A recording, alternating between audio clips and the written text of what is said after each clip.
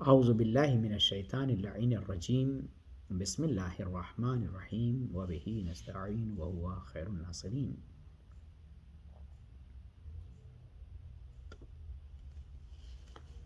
قال رسول اللہ صلی اللہ علیہ قال اللہ تبارک و تعالی فی القرآن الکریم وقولہ الحق وہو اصدق القائلین۔ بسم اللہ الرحمن الرحیم والذین جاؤوا من بعدهم یقولون ربنا اغفر لنا ولإخواننا الذین سبقونا بالایمان ولا تجعل فی قلوبنا غلا للذین آمنوا ربنا انک رؤوف رحیم۔ صدق اللہ العلی العظیم۔ عزیزان گرامی، انسان کی ذمہ داریاں، ایک شہری، ایک سٹیزن کی ذمہ داریاں، اس کی ڈیوٹیز، اس موضوع پر ہمارا سلسلہ کلام اور بیان جاری ہے۔ چوتھا موضوع، ان 17 موضوعات میں سے چوتھا موضوع ہے مرحومین افراد یعنی مردے۔ ہم جس معاشرے میں رہتے ہیں وہاں پر بیمار بھی ہوتے ہیں، لوگ کام بھی کرتے ہیں، لوگ آپ کے ساتھی بھی ہوتے ہیں، آپ سے شریک بھی ہوتے ہیں، تو ان کی نسبت ذمہ داریاں آپ کی کیا ہوتی ہیں۔ اسی طرح اگر کوئی موت ہو جاتی ہے تو زندہ افراد کی ڈیوٹیز، اس کی ذمہ داریاں اس مرنے والے کے متعلق کیا ہے۔ اسلامی ثقافت میں مسلمان مرحوم افراد اسی طرح ان کے حقوق ہیں جس طرح ان کی زندگی میں حقوق تھے۔ ان کا احترام، جس طرح زندہ انسان کا احترام ہوتا ہے، اس طرح مردے کا بھی احترام ہوتا ہے۔ ان کے لیے زیادہ دعا کرنا، قرآن پڑھنا، اس کے نام پر خیرات دینا اور صالح عمل بجا لانا، قرآن نے ہمیں سبق دیا ہے کہ ہم مرحوم افراد کے لیے مغفرت کی دعا کریں۔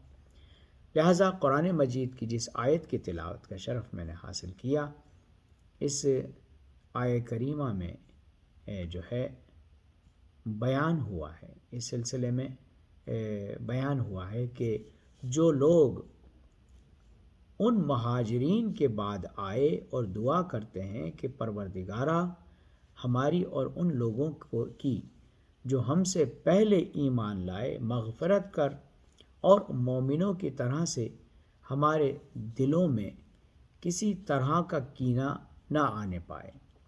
پروردگار بے شک تو بڑا شفیق اور نہایت رحم کرنے والا ہے۔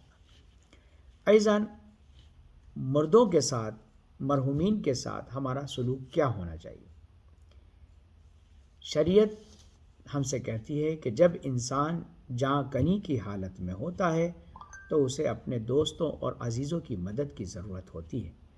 تو بعض آداب یہ ہیں کہ حالت احتضار میں اسے قبلہ رخ لٹایا جائے۔ یہ اس کا حق ہے کہ اگر کسی کی جان نکل رہی ہے تو اس کو قبلہ رخ لٹایا جائے، چونکہ اس وقت اس کے اوسان اس حالت میں نہیں ہوتے کہ وہ سمجھ سکے کہ وہ کیا کر رہا ہے۔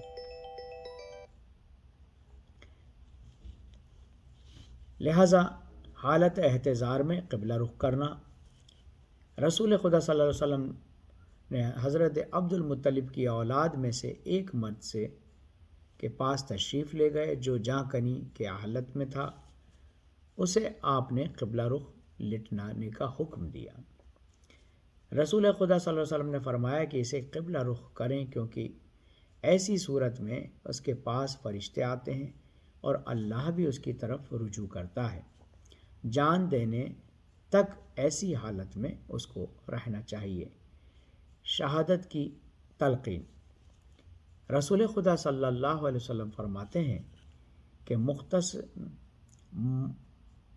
محتضر کے پاس جاؤ جو حالت احتضار میں ہیں، جاں کنی کے عالم میں ہیں، اس کے پاس جاؤ اور کلمہ لا الہ الا اللہ کی اسے تلقین کرو، اس سے کہو کہ کہے لا الہ الا اللہ، اور انہیں جنت کی بشارت دو، چونکہ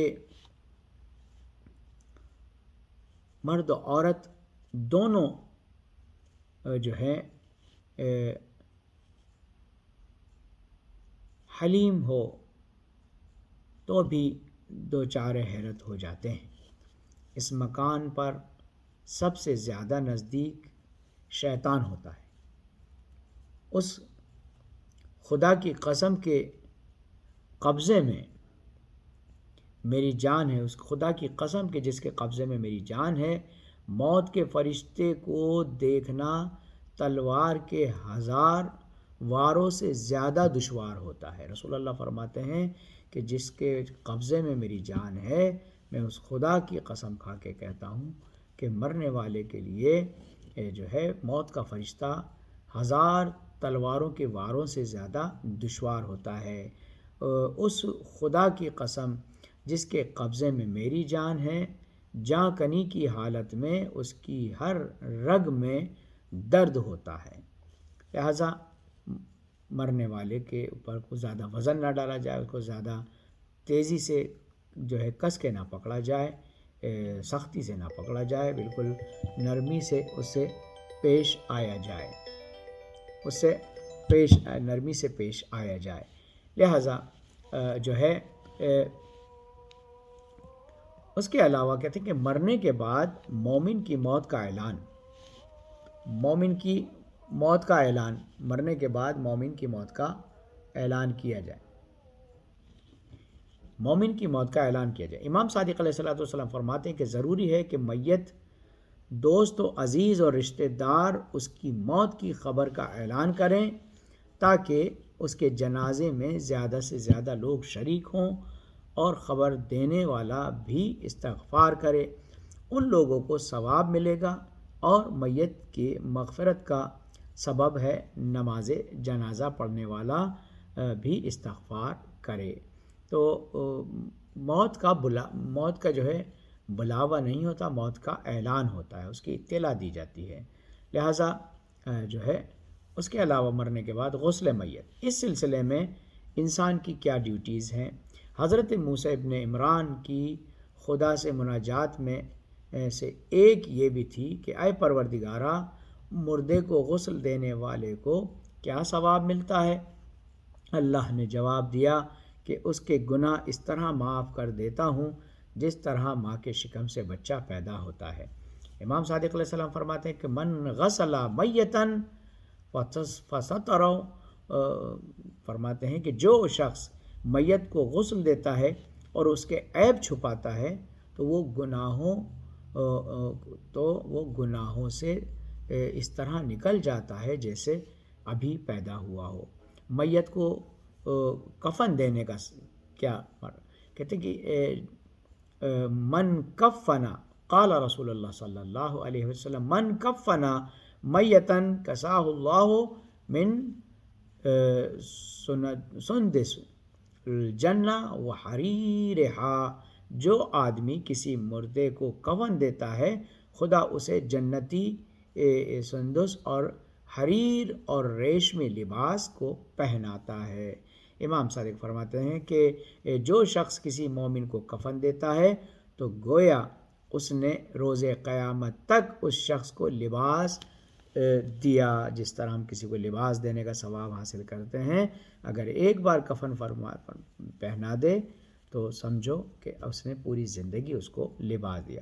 جنازے میں شرکت، امام باقر علیہ السلام فرماتے ہیں جو شخص جنازے کے چاروں طرف سے اس کو اٹھائے خدا اس کے 40 گناہان کبیرہ معاف کر دیتا ہے۔ آپ اندازہ لگائیے کہ امام صادق علیہ السلام فرماتے ہیں کہ مسلمان مومن کے جنازے میں شرکت کرو، اور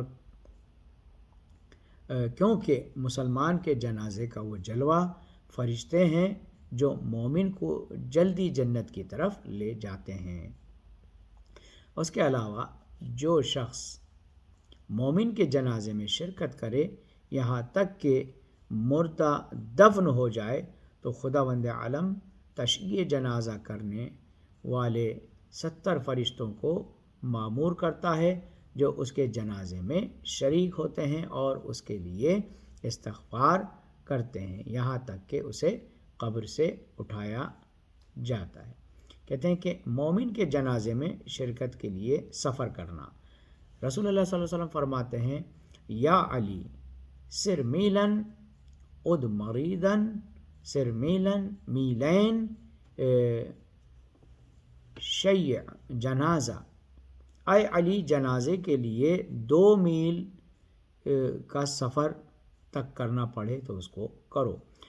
جنازے میں شرکت کا ثواب۔ حضرت علی علیہ السلام فرماتے ہیں کہ میں 6 آدمیوں کو جنت کی ضمانت دیتا ہوں، اور ان میں سے وہ ہے جو شخص کسی جنازے میں شرکت کرنے پر مر جائے، پس اس کے لیے جنت واجب ہے۔ امام باقر علیہ السلام فرماتے ہیں کہ جو شخص کسی مسلمان کے جنازے میں شرکت کرے تو روز قیامت 4 شفاعت کر سکتا ہے۔ ایسے شخص کے لیے فرشتہ کہتا ہے کہ تجھے بھی اس کی مانند ثواب ملے گا۔ جنازے میں ہنسنا۔ کہتے ہیں کہ جب کسی کے یہاں موت ہوتی ہے تو اس کا دل دکھی ہوتا ہے، اس کے افراد، خاندان کے افراد کا دل دکھا ہوا ہوتا ہے، ان کے بچوں کو تکلیف ہوتی ہے، لہٰذا ویسے بھی اخلاقی طور پہ بھی اور شرعی طور پہ بھی کہتے ہیں کہ من ضحک علی جنازۃ اہانہ اللہ تعالی یوم القیامہ، جو شخص جنازے میں ہنستا ہے خداوند عالم روز قیامت اسے ذلیل کرے گا اور اس کی دعا قبول نہیں ہوگی۔ کہتے ہیں کہ نماز میت کا ثواب۔ رسول اللہ صلی اللہ علیہ وسلم فرماتے جو مومن کے جنازے میں شریک ہوتا ہے خدا اس پر جنت واجب کرتا ہے، سوائے اس کے کہ وہ جو منافق یا بد کردار ہو، اس کے علاوہ جنازے میں شرکت کرنے والوں کو ثواب دیتا ہے۔ امام صادق علیہ السلام بھی فرماتے کہ جو کوئی مومن مرتا ہے اور 40 مومن اس پر حاضر ہوں تو یہ دعا پڑھنی چاہیے، اللہم انا لا نعلم منہ الا خیرا وانت عالم بہ منا، یعنی خدایا ہمیں اس کی نیکیوں کے علاوہ کچھ پتہ نہیں ہے، جو تو خود بہتر جانتا ہے۔ خداوند عالم فرماتا ہے کہ میں تمہاری گواہی کو قبول کرتا ہوں، اگرچہ تم کچھ نہیں جانتے لیکن میں جانتا ہوں، لہٰذا اسے بخش دیتا ہوں۔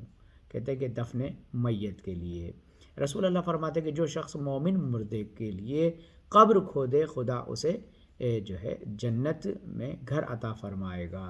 امام باقر علیہ السلام بھی فرماتے ہیں کہ جو شخص مومن مردے کے لیے قبر کھودتا ہے وہ اس شخص کی مانند ہے جسے اچھا گھر دیا جائے جو قیامت تک رہے گا۔ لہٰذا جو ہے یہ خداوند منان ہم سب کو توفیق عنایت فرمائے کہ ہم ہمارے نیک اعمال کو قبول فرمائے، اور ہمیں توفیق عنایت فرمائے کہ اگر کسی کا انتقال ہو تو ہم سب سے پہلے پہنچنے والے افراد قرار پائے۔ خدایا تمام مومنین مومنات، تمام ناظرین کی طاعت اور عبادت کو قبول فرما اور ان کی مشکلات کا ازالہ فرما، بہترین انداز میں ان کو تیری بارگاہ میں حاضر ہونے کی توفیق عنایت فرما، جیسا تو بنانا چاہتا ہے ایسا بننے کی توفیق عنایت فرما، بچوں کو علم کے نایاب گواہر سے آراستہ فرما، یوسف زہرا کے ظہور میں تعجیل فرما، ہم سب کو ان کے آوان و انصار میں شمار فرما، مریضوں کو شفا عنایت فرما، پریشان حالوں کی پریشانیوں کو دور فرما، ہم سب کی آخرت و عاقبت بخیر فرما۔ والسلام علیکم ورحمۃ اللہ وبرکاتہ۔